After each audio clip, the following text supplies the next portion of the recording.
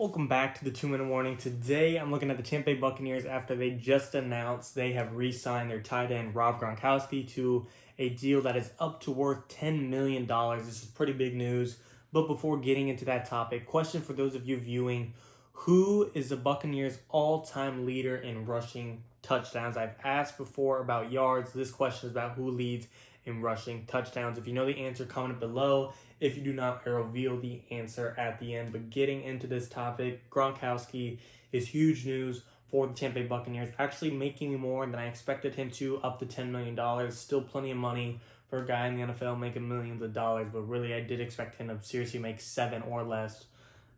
Keyword up to, or key phrase up to 10 million, so it is highly incentive based. However, still the potential is there for come away with a good amount of change for Rob Gronkowski.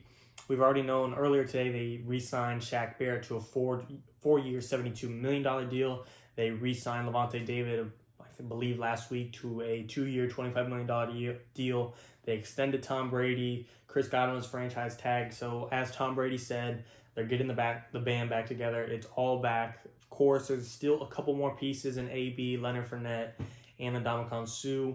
But overall, the Buccaneers have everything they need to go for a repeat and back-to-back Super Bowl run.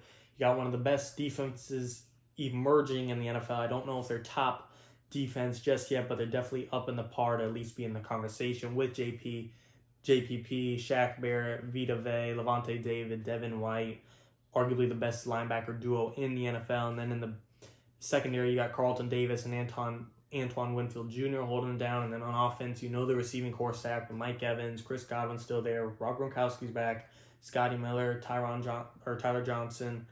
AB, I really want the Buccaneers to bring him back. However, I don't know if we're going to be able to afford him.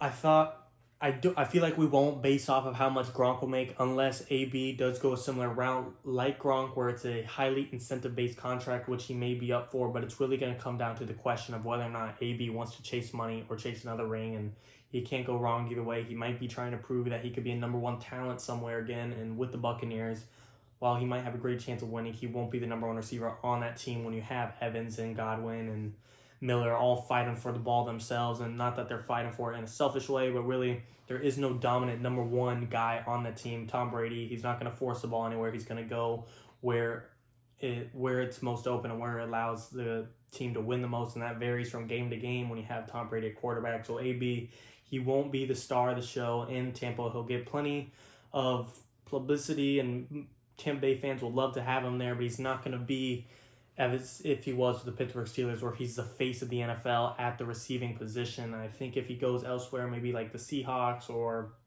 the Packers want to sign him, or Buffalo Bills, he will get a lot bigger fame, where a couple teams only have one other big guy.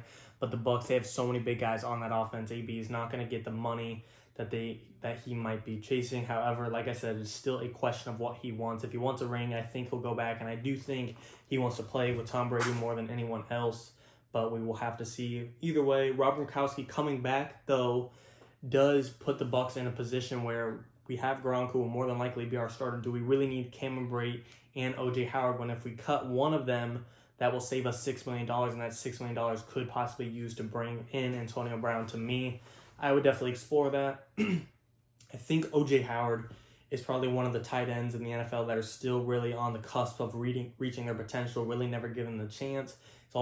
He's had off years with Jameis Winston. He's had off years with injuries. In his first year with Tom Brady, he had an injury, and he never really got playing time, and he got the ring. And as much as I want the Bucs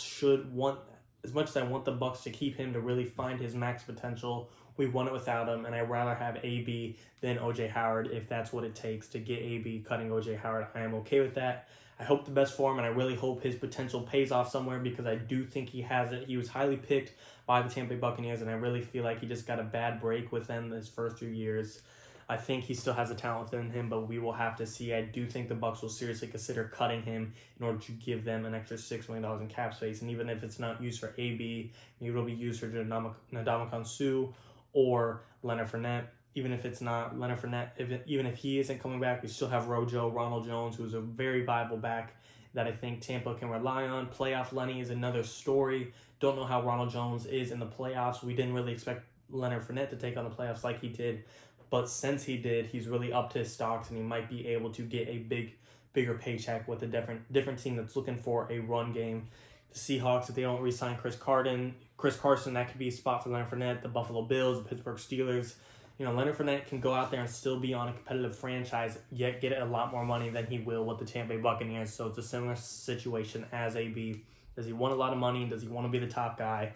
Or does he want the best chance to win another Super Bowl ring? It's going to be up to him. We'll have to see.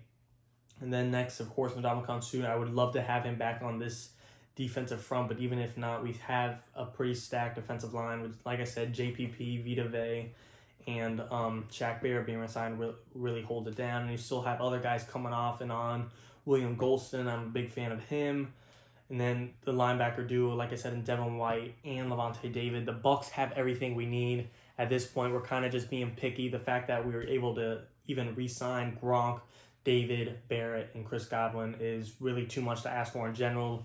Barrett, David, and Godwin being the big three free agents we thought we were going to lose. There was a question of will we get one and maybe two of them. Now we have all three. Really, Bucs fans and the Tampa Bay Buccaneers themselves really can't ask for a whole lot more.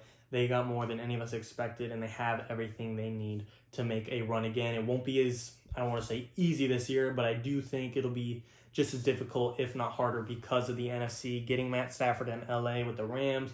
Aaron Rodgers is always going to be competitive with the Packers as long as he's on that team. A healthy 49ers. Russell Wilson, if he's traded, and if Deshaun Watson, if he's traded into the NFC, that'll throw an entire wrench into the whole NFL and NFC playoff bracket. We will have to see how that plays off, especially if Deshaun goes to the Panthers, where Tom Brady has to play him twice a year, or if Deshaun goes to the Niners, where they're instantly a Super Bowl contender. We will have to see. A lot of offseason moves have just begun. We've seen plenty of moves today. The Patriots have been the most aggressive day today, and the first day of free agency by far, signing Nelson Aguilar, Matt Judon, Jonnu Smith. The list goes on. They signed a lot of guys today, and I really think the Patriots are doing something good and getting something together. Bill Belichick and Tom Brady, we know they divorced, they broke up, and Tom Brady obviously won that breakup, but Bill Belichick's making a name for himself and trying to get a good team together himself and make a playoff run in the AFC, and I think depending on Cam, Belichick and the Patriots seriously could push for a playoff run the way they're putting things together in the free agency, let alone the draft. We will have to see.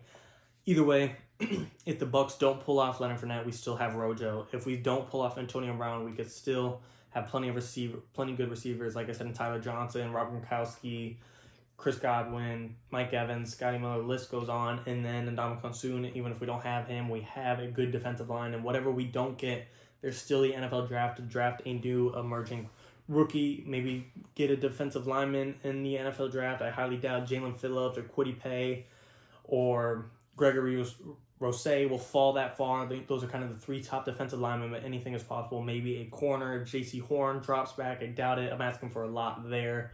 But either way, whatever the Bucs really don't re-sign in free agency, they can, of course, address in the draft. Rob Gronkowski, I couldn't be happier to have him back.